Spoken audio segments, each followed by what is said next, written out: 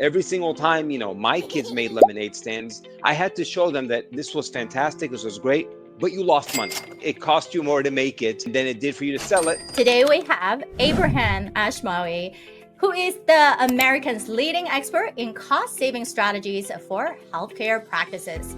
With over 15 years of experience in enterprise transformation, Ibrahim has helped medical organizations across the country recover millions in lost profit by uncovering inefficiencies hidden in plain sight.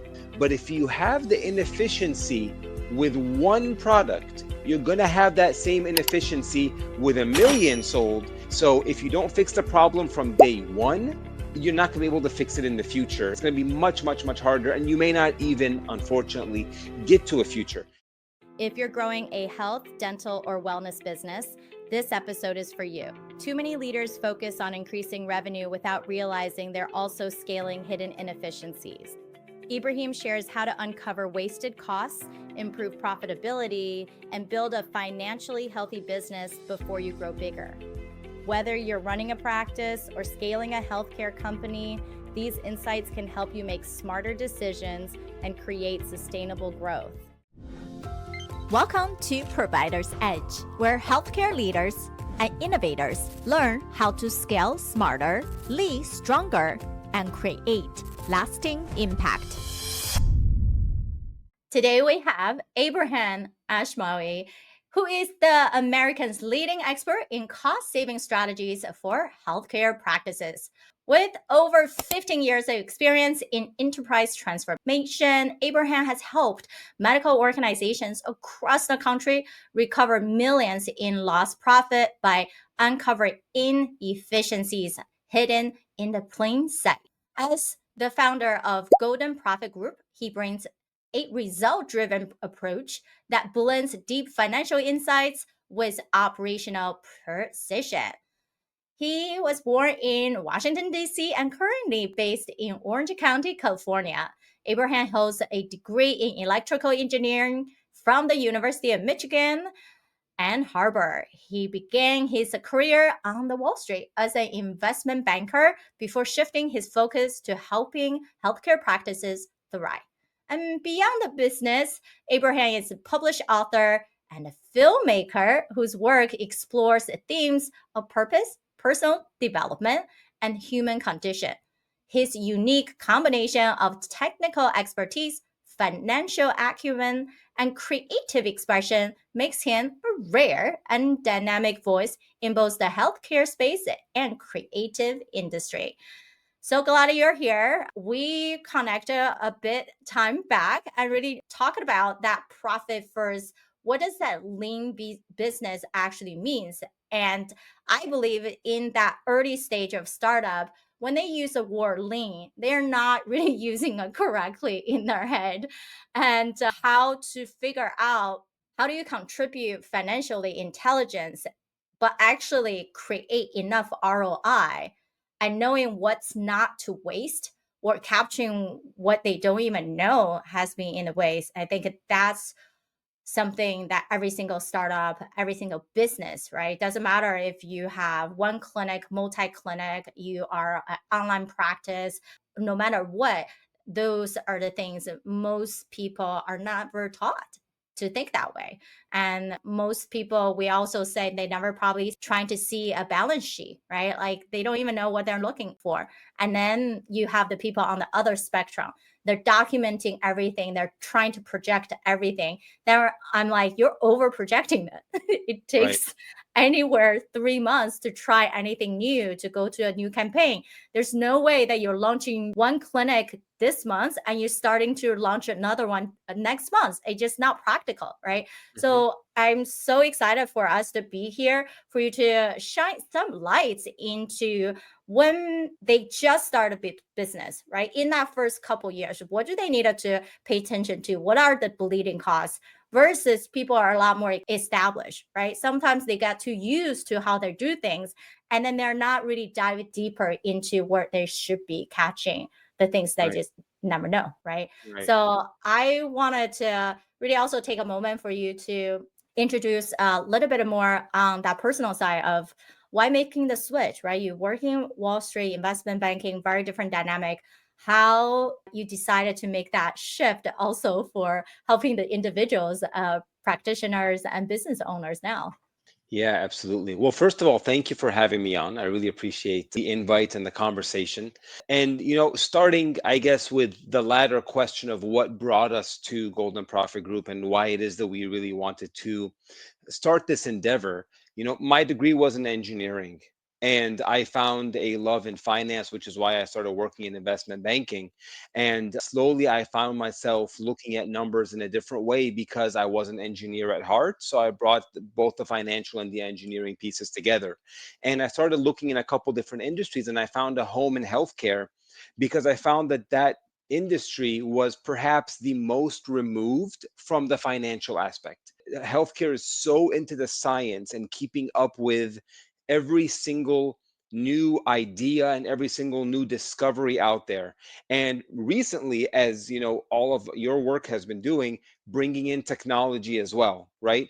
But where there was a huge gap was understanding that if you don't have a good financial background, you're not following the right fundamentals, you may have amazing ideas and amazing work, but you may not be able to sustain the industry, sustain your business in the industry. And unfortunately, we've seen situations like that. We've seen companies and startups that have been doing such amazing work and their quality is so good, but they lack certain fundamentals. And so, unfortunately, they don't continue. Yeah, exactly. That's when people start, usually they come to us, they're either in the valley of death, right? They're Right. like, oh, like we made progress, we've been going for a few years, but now it feels like whoever is our ideal client is not exactly the right person, or we're just not making the most out of it, right? Or they're like, oh, no, no, Sabrina, let's just get us start raising capital, right? So we can Right. survive, we can just go to the next iteration. Maybe we just need to make our product service better. I'm like, you're probably missing something else, right? Like Mhm. right in that middle of what do you need to make a decision. It's never just like, oh, let's make a decision, raise more capital, or go figure out making more revenue. Clearly, you haven't gotten there.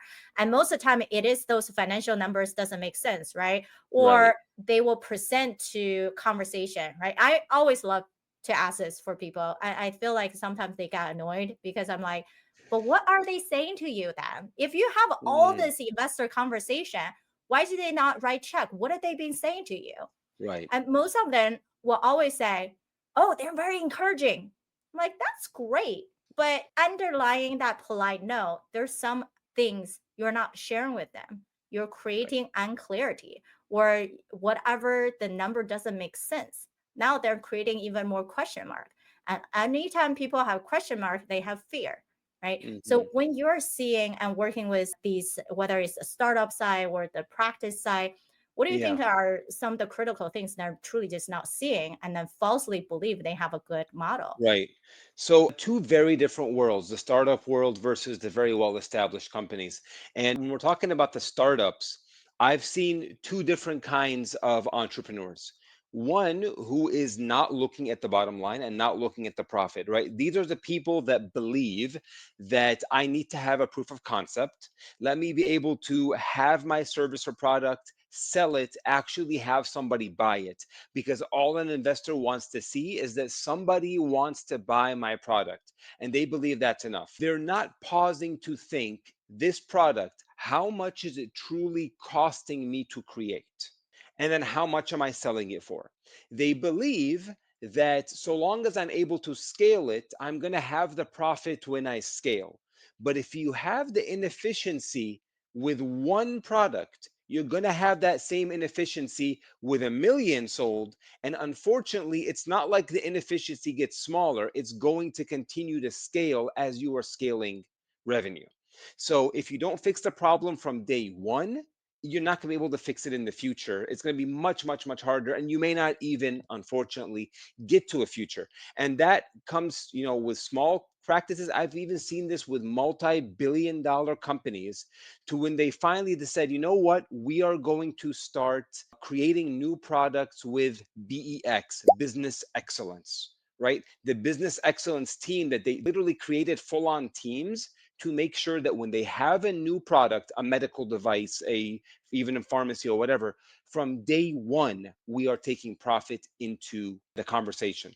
And then you have the other people that are so focused on the profit that they are sacrificing quality before they even have their first product. And those are the people that are, and I'm sure you've seen and come across this, people that are coming into the business just for the money and the cash flow and the profit, rather than actually having something that can be innovative and change the world. Yeah, you have to find a middle ground because we're seeing a lot of founder coming to us. They're very impact driven. So Hmm. when people are impact driven, I say, stop giving me a minimal viable product. That just means you have something you can demo. You need to give us a minimal sellable product. So tell me if you already spoke to at least 100 people who are potential buyers for you, whether those are physicians that can represent the services to their community, or your end user are the people that are actually using it, right? Let's say a Right. pelvic floor exercise, right? To prevent inflammatory changes. Do you have a platform for people to engage, discuss, or have even leverage influencers who already have personal story, patient advocate, right? To really get into these deeper conversation to prove the market is already there. Mm. Otherwise, who are you to do this? Because then you're just gonna be a best kept secret. And due to exactly what Abraham you're saying, many people who are scientific mind, they believe in order for them to sell, all they have to say is, I'm from MIT, I'm from this other institute, I have all this degree, I'm the first in research. It's great that you are the first or you're the unique, but do people actually need it? Is it that much easier, cheaper, better, and more practical than the solution existing Right. out there? If Exactly. it's too hard for people to make another movement, then why would they spend money, energy to learn about what that is? And I do believe sometimes founders have the tendency of what you mentioned, not thinking profit first. If I just pour everything out, I can make enough for the beginning to show that it's viable, right? And then something will come back. But we know viability is never the same as sustainability, and it's never the same as scalability. And I think most of the Right. time people mistaking what is true scalability, right? Scalability should be you have the same capital, the same people, the same resource, and you can produce double, triple, quadruple of output. Hmm. If you have to put more things in there, you're not scaling. That's simply putting more for exchange or growth. That's not the Right. same thing, right? Right. So when you are thinking about supporting these companies and figuring out where they can save, where they can actually improve the financial intelligence, where do you get started first? So we get started with two things. Okay. After we understand the business and what they believe the problem is, like we have to ask them, what do you think the issue is? Right. And then we're able to kind of contrast that. But we really start with two simple things. Number one, what is it truly costing you to create your product or service? Just to be very, very simple, if somebody is selling, a pill, and you ask them how much is it costing you to produce this pill, they simply talk about the pharmacy they're getting it from and here's how much it's costing me. They're not taking into account every single person who touches it and their billable hours and everything from the AC to the electricity. Every single second that pill is living somewhere, it's costing you money. Are you rolling that all up into your cost to understand how much you should be actually selling it at the end of the day? So how much is your product or service costing? That's where we start. And number two, we also look at what is your current cash flow looking like? Where is your money currently going? And that's where it gets surprising. And even you or I'm sure we're guilty of, when we look at our financial expenses at home, we say, "Oh, I didn't realize that I have, three subscriptions to Netflix instead of one." But people don't normally audit where their money is going, and they don't even think about it. And sometimes it's because when times are good, you don't need to, right? So a lot of companies, even the ones that are making money, when they start looking at their financials, they start realizing, wait a second, I am just funding a payroll machine. When cash is flowing, I'm not even looking at it, and so much money is being wasted. And it's not that it's going towards anything good, it's literally just being thrown away. Oh yeah, right. It's knowing where things are going and leaving you, and then be able to have that honest check-in with yourself, Right, right? exactly. And sometimes I feel like people over project that as well, right? They thought, oh, I really need three people to do this. Hmm. Actually, if you think about the workflow, you're thinking about how things can be done. You don't need three people, it's probably one person job. How are people demonstrating their value and then how they performance? Do you even have any KPI to track that, Yeah, right? I think that financial and operation always go hand in hand. And then you start adding into the other factors of marketing sales, right? Where people pour a lot of their money too. And we're like, well, do you even know the conversion truly, right? If your sales arm is actually converting really well, why would you need to do so much more front end work, right? right. Like, so it's really is first is thinking about the cost, unit economics on cost per patient, right? Hmm. Cost per service. And then what's the lifetime value of that? And then where your money coming in and out, right? The cash flow. Now, do you feel like I also had startup telling me, oh, Sabrina, you're asking for those numbers, but we're not there yet, right? We're just on the pilot phase, demo phase. But to me, isn't it that even you're in that early stage, you should still be able to know what's your manufacture cost or anything that's within that pipeline. So when you are turning on the funnel to get a lot of people using the services of product, you actually should know what the cost unit economic of today to be able to know where the future come from. Yeah, yeah. It really goes back to the lemonade stand. Okay.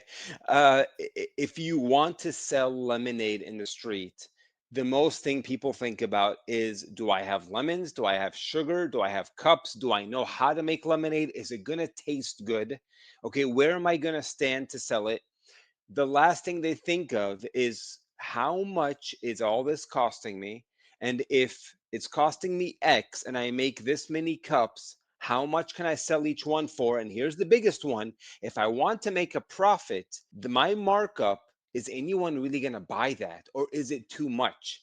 Every single time, my kids made lemonade stands, I had to show them that this was fantastic, this was great, but you lost money, right? It cost you more to make it than it did for you to sell it. And we're not even counting your time and effort and any of that stuff. So it just goes back to fundamentals, which kind of begs the question. And you work a lot with startups and entrepreneurs who really want to, a lot of them are just brilliant, brilliant minds, right? And they really do have good ideas and good products that could change the world for a better place. There's no question about that. And I think what's amazing about what you do is that you take that and you help it make it a reality so that the world doesn't miss out on these great ideas and great inventions. What's amazing to me though is that when I pry and when I push as to like, why are you guys doing it in this way, or why haven't you thought of this? I do hear a lot of the things that even you mentioned of, well, I'm selling myself, right? I came from MIT or I came from Harvard. I'm not selling my product, I'm selling myself. And when I pry into, well, who told you that you can just sell yourself? Unfortunately, a lot of it is they're getting information from incorrect sources, right? There's not that solid core of knowledge on how to run a business. They're not reading books, they're not going to business classes, they're learning a lot of it online with certain just catchphrases like sell yourself, or the most important thing is the marketing, or the most important thing is the product. If the product is good, everything else will fall in place. The whole build it and they will come mentality, which is just not reality. It's not really how the world works. Exactly. And think healthcare in itself make you think that way because if you think about all of us who are clinicians, we train for years after years. And when you graduate, you're hoping that you're signing to a facility, a hospital, and they take care, right? You show up, the patient just in front of you. Yes, we're Right. gonna have overbooked issue, right? Because no matter what, there's a shortage. As the senior generation retired, there's not enough upcoming. I have plenty of people that I know that teach in med school and saying plenty of them, once they finish residency, they're not going to practice medicine. So we Mm, have this not enough for sure. So then people have the false belief of, well, if I'm there, I have the reputation, I'm locally available, people are just going to come to us. But in right. business, it's never that, right? In business, we know yes, there's a trust factor for you.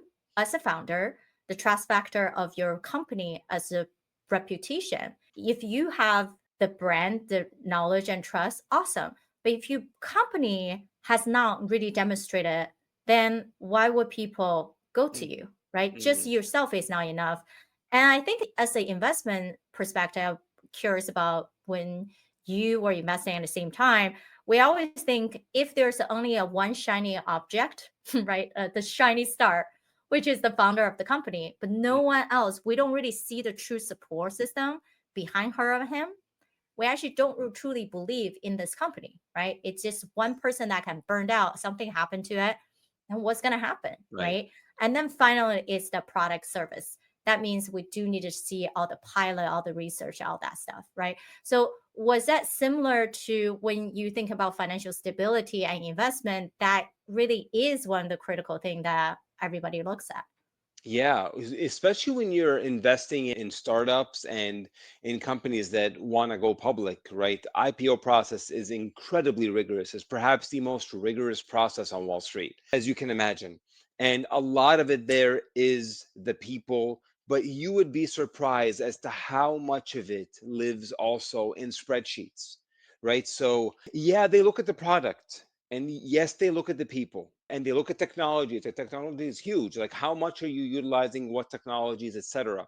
But if the numbers don't work, there's no amount of, oratory magic that an entrepreneur can do. There's nobody who can do a Steve Jobs presentation and still win people over, because at the end of the day, we're talking about cold hard cash, and people will not give you their money based on dreams and promises, right? And it always goes back to that story of Walt Disney, right? Like, he greatly succeeded building Disneyland, but he could not get the investments for it because nobody wanted to invest in a dream. They needed to see actual money. So he had to put his own money into building it, which is perfectly fine if a person wants to back themselves up and do that. But obviously, it's incredibly difficult, especially in today's world. So if the numbers don't work and you haven't done your research and you haven't done that prep, it's not going to continue like that. Right, exactly. And I think that's why nowadays we all want to see the founders have some skin in the game, right? If Yeah, you have put your own money into it, you got people, family, friends crazy enough to trust you, right? You have something going, then people will see. And then the next exactly thing is, where's your number? Does that make sense? Do you have the people that actually prove to us you can deliver all the proposal that you're going to do, right? And you're right. just not throwing random numbers out there. And then is that whole ultimately, do you have the infrastructure to actually do it?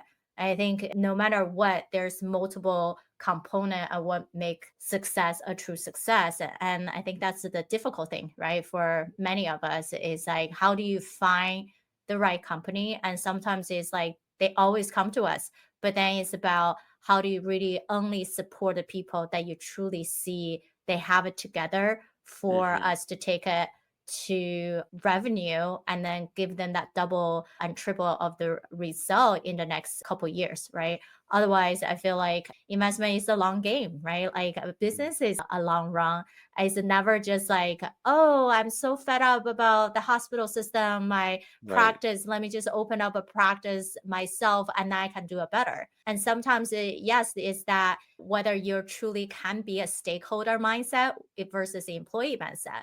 But right. then there's so much to be learned in the process. And I think that's why people needed to come to you, even as their early stage, right? To think about what's the fundamentals of you have to allow yourself to win first, put a small percentage of profit, make sure there's set up. And then how do you then expand and save yourself from all the expenditures, right? What are the right way to write all the costly payrolls, right? And then all the other insurance and things that come into play as people are growing. So Right. as we wrap up, there's so much that can be said. What would you say is a major takeaway people should keep in mind? I would say two things to take away as just people are thinking about the future. Number one, know how much your product costs and make sure that you're capturing every single one of your costs. You're saving yourself a lot of heartache in the future. The second thing is, in today's world, especially with rising costs for practices that are ultimately leading to smaller practices being absorbed by larger ones, etc. You need to be able to adopt new technologies 100%, but they be conscious of the fact that they can be double-edged swords. And we can talk for hours about technology, but if you don't adapt to new technologies, you will be left behind. But as you adapt them, be sure that they are bringing you value rather than just being yet another expense that you're paying for. Yeah, Yeah, exactly. How well would that help you in the entire workflow? And exactly. what's the true outcome for you, your patients, and whatnot is the whole system? And how would you justify for using it? Right. Because no matter what, every single technology, there's a learning curve. And then we have to give ourselves some grace period to learn it in order to make things better, right? So Yeah. if you have to put in the effort, then what's the best thing? Yeah. Yeah, we've seen practices and companies literally go under because of this. One company, it was a dental group. They had 7 different platforms all doing the exact same thing, but they just weren't tracking how many technologies to bring on. Now they needed it, but they weren't even utilizing them correctly. So it's something that you need, but you need to be very wary of how you're doing it. Perfect. Thank you so much for all the knowledge, all the share. How would people best find you when they wanted to have further conversation? Yeah, so our company is Golden Profit Group. We're at goldenprofitgroup.com, and we're on all the socials as well under my personal name. Awesome. Yes, check out everything that Abraham has been sharing, and we can't wait to hear from you guys. What are the areas that you see your own organization or startups could be saving and then not well adapting all the tools and could be having a better infrastructure so you can truly be profit first and be intelligent about how your financial is working for you instead of putting a lot more financial just to keep with everything that's going on. So everybody, whether you have subscribed to us watching it, please comment below and we look forward to supporting you in the future. Today's conversation bring innovation back to financial reality. Growth does not fix weak margins, unclear costs, or a product the market is not ready to buy. Abraham showed us why founders must understand the true cost of delivery, validate demand, and make sure every new tool, hire, and investment creates measurable value. Before you scale, make sure you are building a stronger business, not simply making an expensive problem bigger. Here are the key learning points from today. Number 1, scaling will not fix an unprofitable product.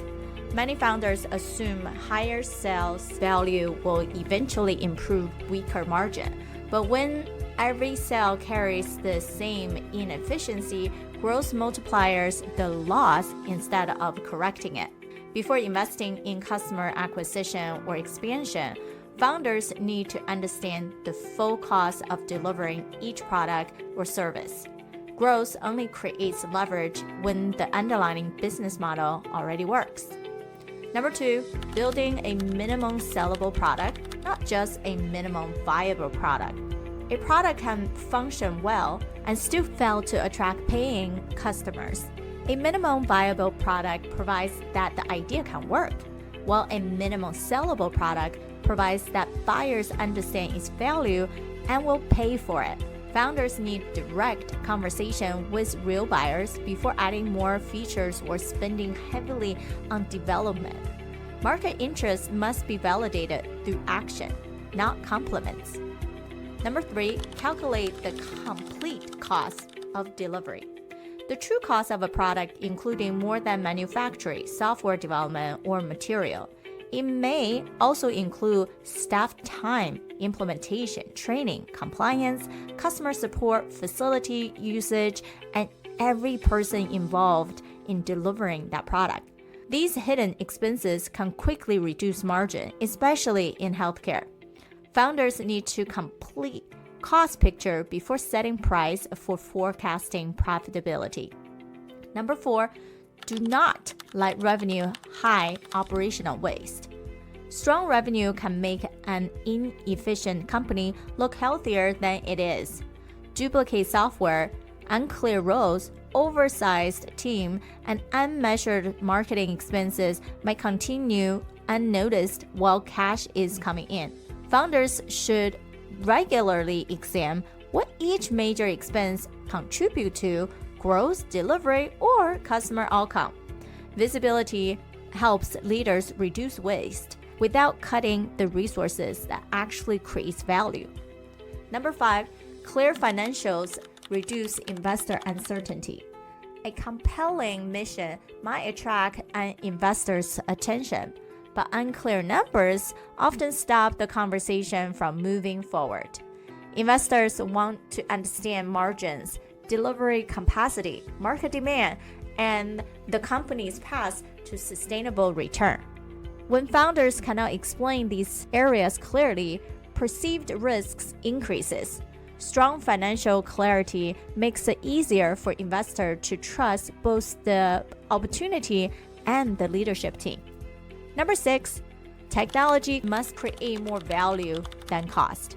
Adapting new technology is necessary, but adding more tools does not automatically improve a business. Each platform should solve a defined problem, improve capacity, reduce friction, or produce a measurable return. Without a clear purpose and adoption plan, technology can become another recurring expense that quietly drains cash. Founders should measure value before renewing, replacing, or expanding any system. Which expense inside your company right now would be hardest to justify if an investor asks you to prove its measurable return today? Thank you for listening. Remember, the positive change we're seeking starts right here with me and you. If you are a fan of the show, or if you are just having struggles or success that you're either experienced in the past or are experiencing now in the healthcare industry, these matter to all of us. I want to hear from you. Visit sabrinarunbeck.com/connect and send me a direct message. Talk soon.